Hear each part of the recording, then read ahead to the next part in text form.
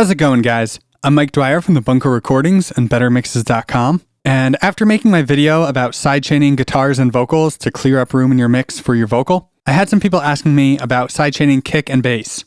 This is the one that everybody seems to be talking about online, but I honestly don't do it that much. And part of it's obviously the genre. I mostly work in pop rock and pop punk and indie rock.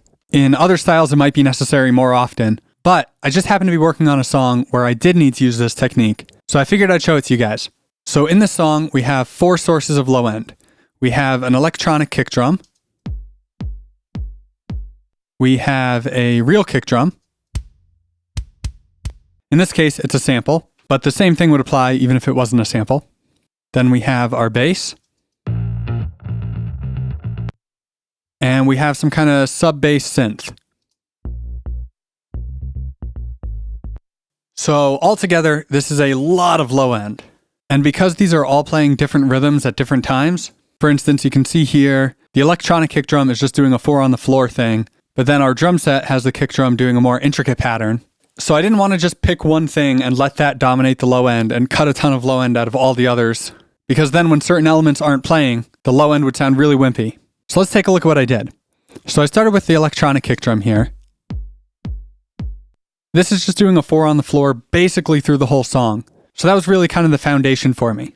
So I put this send on the electronic kick, and I have it pre-fader, so it's just sending all the time, no matter what. And then let's take a look at our other kick drum first. So I'm using Pro Q3 again. You obviously don't have to have Pro Q3 to do this, but I do prefer to do it with some kind of dynamic EQ or multiband compressor. A lot of the time when people talk about this technique, they're just using a standard compressor. But again, for my style of music, that really doesn't work for me, because in the case of this kick drum here, I don't want the whole kick drum to become quieter when the electronic kick is playing, because then I'm going to lose all the attack of it and everything when the low end is the only thing that's a problem. So by using a dynamic EQ, I can just cut out the low end of the kick drum while the other kick drum is playing. And when the electronic kick isn't playing, this plugin isn't going to do anything at all, and will leave the real kick alone. So again, I'll show you how to set this up real quick if you have this plugin. I just set the sidechain input here to E-kick, which is where we sent our electronic kick drum. And then I have this dynamic EQ band here. And in Pro Q3, you click the auto button and then click this button. And now this band is looking at the sidechain input. So let's see what it's doing.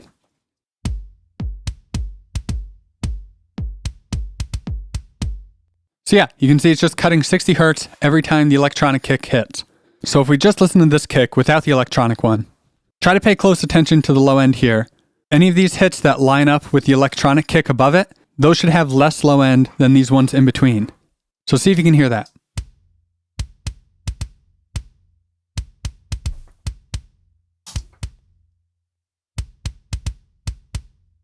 So yeah, right here's a really good example. You'll hear that these 3 kicks have significantly more low end than this one here.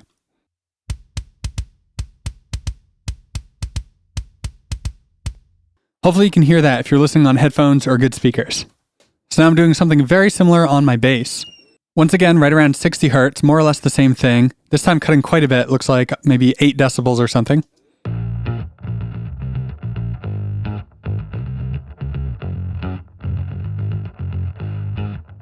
But just like the kick, we're leaving the rest of the frequency spectrum alone.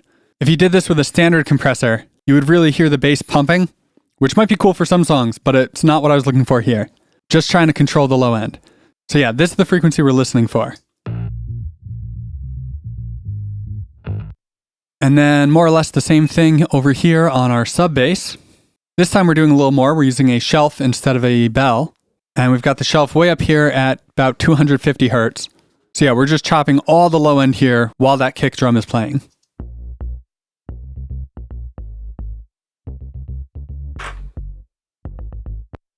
So now let's solo up all 4 of these elements, and then I'm going to pop these EQs in and out, and see if you can hear the difference.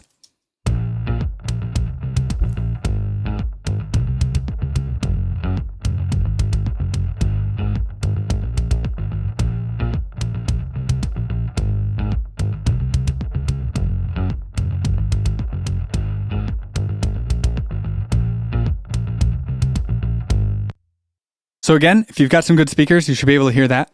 But with those 3 instances of Pro Q3 in, the low end sounds way, way clearer, and in the context of the mix, it really cleans things up and keeps the bottom end from getting out of control.